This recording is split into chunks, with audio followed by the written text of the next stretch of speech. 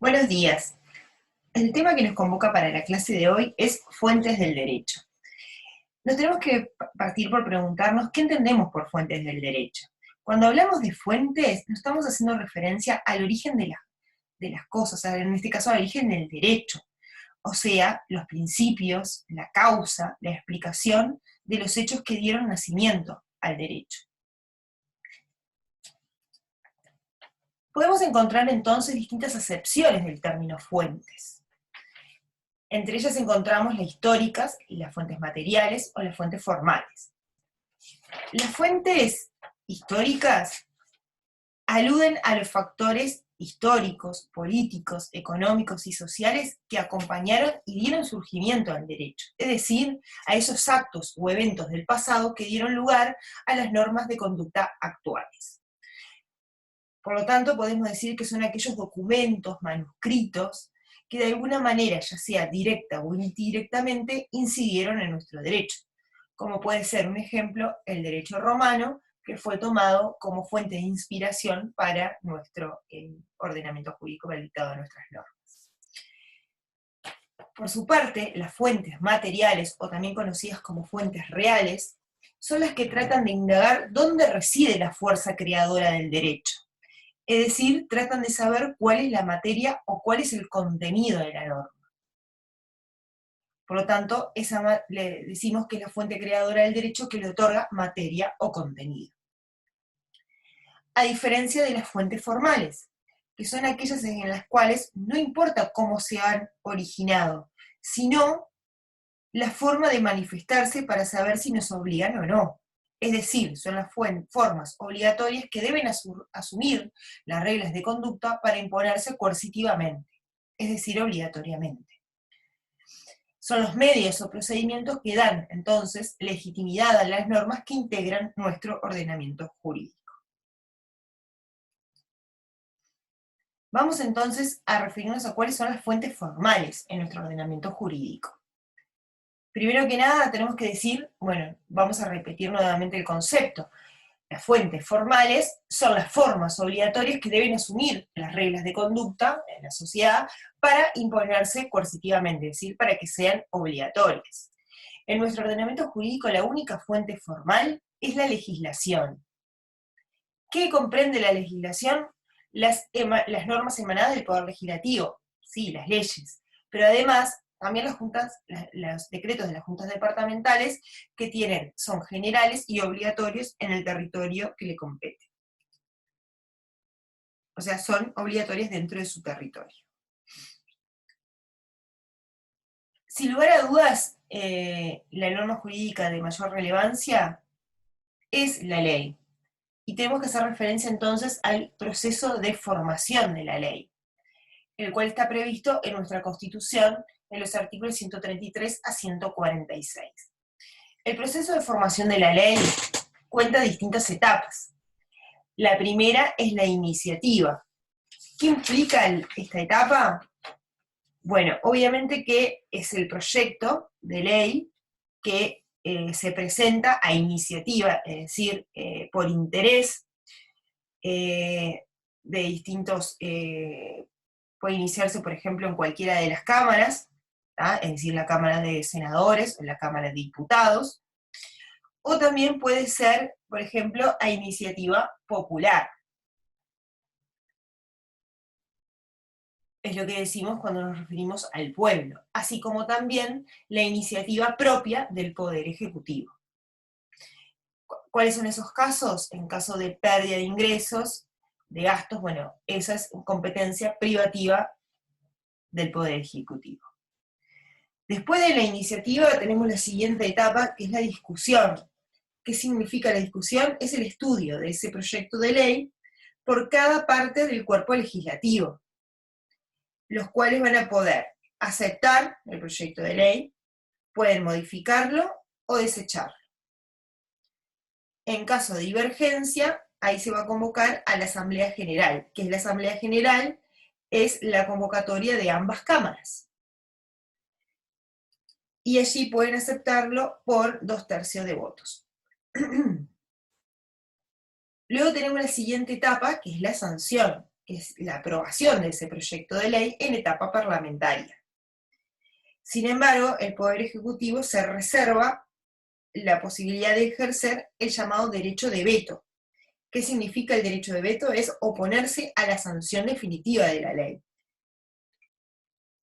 Hay una posibilidad de dejar sin efecto ese veto ejercido por el Poder Ejecutivo, que es mediante la convocatoria a Asamblea General, más los votos de los presentes que acumulen 3/5.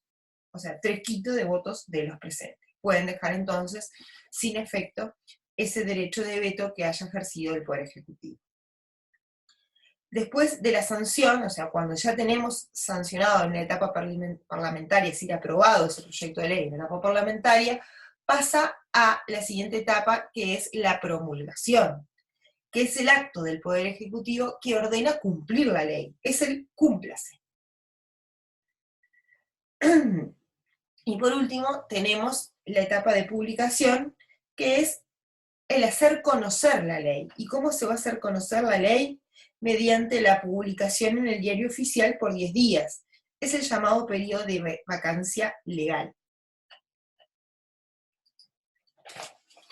Cumplidas todas esas etapas, en definitiva, tenemos el proceso de formación de la ley completamente efectuado, y por lo tanto tenemos la conformación de una ley, que va a ser obligatoria para todo el territorio nacional.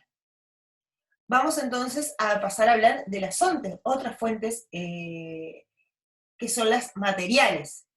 Que en nuestro ordenamiento jurídico, ¿cuáles son las fuentes materiales? Son 3: la costumbre, la doctrina y la jurisprudencia. ¿Qué es la costumbre? Podemos encontrar distintas acepciones del término costumbre. En concepto amplio vulgar, vamos a decir que es el uso de la vida social.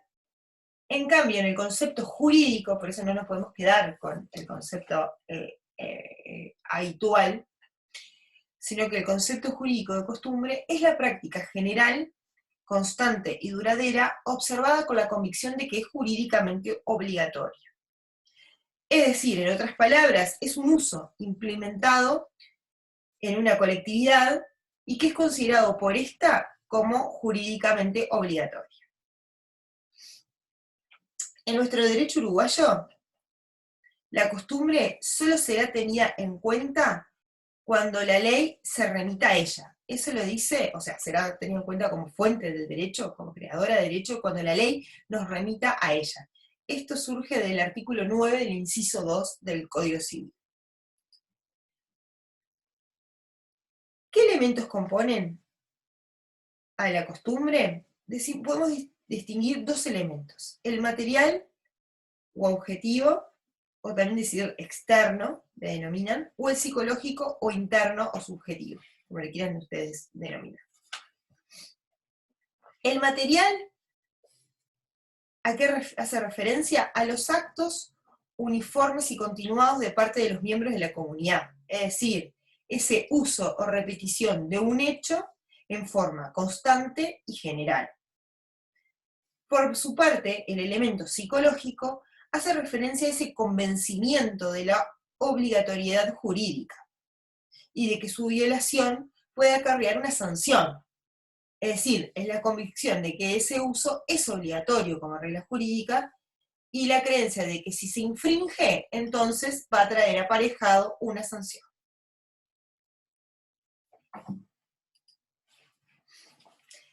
Es la fuente material más importante porque traduce la realidad social.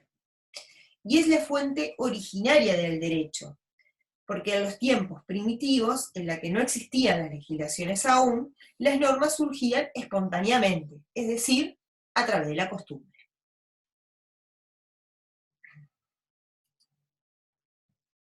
Hay, como hicimos referencia, solo será fuente tenida en cuenta por nuestro derecho, será fuente formal, cuando la ley se remita a ella. O sea, en realidad la fuente formal sigue siendo la legislación, sin lugar a dudas. Entonces acá es importante hacer referencia a varios artículos del Código Civil, porque nos ilustran justamente cómo el derecho, como la ley, este caso el Código Civil, hace referencia a la costumbre como fuente del derecho. Entre ellos tenemos el artículo 594 en sede de servidumbre, después vamos a dar el tema servidumbre más adelante. Dice, en los pueblos, villas, ciudades o sus arrabales, cualquier propietario puede obligar a su colindante a que contribuya a la construcción o refacción de la divisoria, es decir, la pared divisoria entre sus edificios, patios, corrales o jardines, y la altura de esa, estamos hablando de la pared divisoria, se determinará por los reglamentos que puedan existir y por la costumbre constante y reconocida. O sea, primero vamos a los reglamentos, pero en caso de no existir los reglamentos, este artículo refiere que vamos a poder hacer referencia a lo que la costumbre establece para esas circunstancias. A falta de reglamentos de costumbre, la divisoria que se construya o refaccione tendrá 3 metros de altura por lo menos. Otro artículo es el artículo 1302 del Código Civil, que dice, en sede de contratos, que las cláusulas ambiguas se interpretan por lo que es de uso y costumbre en el lugar del contrato. El 1812 del Código Civil dice que no podrá el arrendatario, destinar la cosa o a otros objetos que los convenidos o a la falta de convención expresa, a aquellos a que la cosa es naturalmente destinada o la que debe presumirse de las circunstancias del contrato o de la costumbre del país. Si el arrendatario contraviniera esa regla, podrá el arrendador reclamar la rescisión del contrato con indemnización de daños y perjuicios o limitarse a esta indemnización dejando subsistir el arriendo. Esto es en sede, obviamente, de arrendamiento, como vamos a ver más adelante. Y por último, el artículo 1834 del Código Civil establece que el que hiciera algún trabajo o prestase algún servicio a otro puede demandar el precio, aunque ningún precio o retribución se hubiera ajustado, siempre que tal servicio o trabajo fuese de su profesión o modo de vivir honesto. En ese caso se presumirá que los interesados ajustarán el precio de costumbre para ser determinado judicialmente si hubiera duda.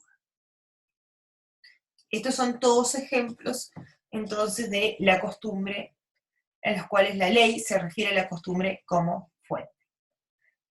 Vamos a pasar entonces a la doctrina, que es otra fuente material en nuestro ordenamiento jurídico. ¿Qué es la doctrina? Son las opiniones emitidas por los estudiosos del derecho. Es ese conjunto de opiniones emitidas por los autores jurídicos, por ejemplo, los profesores de la facultad, los escritores del derecho. El artículo 16 del Código Civil dice que cuando ocurra un negocio civil que no pueda resolverse por las palabras ni por el espíritu de la ley de la materia, se acudirá a los fundamentos de las leyes análogas y si subsistiere la duda, se recurrirá a los principios del derecho y por último a las doctrinas más recibidas, consideradas las circunstancias del caso. Vemos acá un ejemplo en el artículo 16 del Código Civil, en el cual las doctrinas más recibidas, es decir, las opiniones de los estudiosos del derecho, van a ser consideradas como fuente. Y por último, nos queda analizar la jurisprudencia. ¿Qué es la jurisprudencia? También es una fuente material del derecho. Es el conjunto de opiniones de las decisiones de los magistrados. Cuando hablamos de los magistrados no estamos haciendo referencia a los tribunales, a los jueces.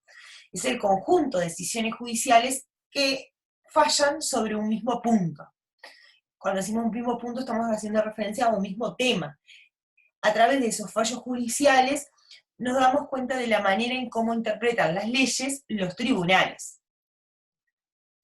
En nuestro país no rige el principio del precedente obligatorio, que rige en el common law. Nosotros recordemos que nos basamos en el sistema del derecho romano, no en el sistema anglosajón, como es el caso de los Estados Unidos e Inglaterra, en el cual el precedente, o sea, la jurisprudencia es fuente formal de derecho para ellos. En nuestro derecho no, es fuente material. Por lo tanto, rige el principio de la jurisprudencia, el sistema libre, no el del precedente obligatorio. ¿Qué quiere decir con esto? Es que el fallo de un juez no obliga a otro juez. Sí puede tener un valor persuasivo. Esto tenemos que tener en cuenta el artículo 12 del Código Civil. Solo toca al legislador explicar o interpretar la ley, de modo generalmente obligatorio. Las sentencias judiciales no tienen fuerza obligatoria, sino respecto de las causas en las que actualmente se pronunciaron. ¿Qué queremos decir con esto? Es que la sentencia de un juez es para un caso concreto. Es ante el caso de que la demanda que se presentara ante ese tribunal, y el juez va a fallar sobre ese caso concreto que se le pronuncie, que se le plantee en su sede. Ese fallo judicial que adopte no va a obligar a otro juez, y solo va a obligar para ese caso concreto. Bueno, espero que haya quedado entendido el tema fuentes. Cualquier duda, obviamente pueden hacernos la consulta mediante EVA. Desde ya, muchas gracias por su atención. Nos vemos en el próximo tema.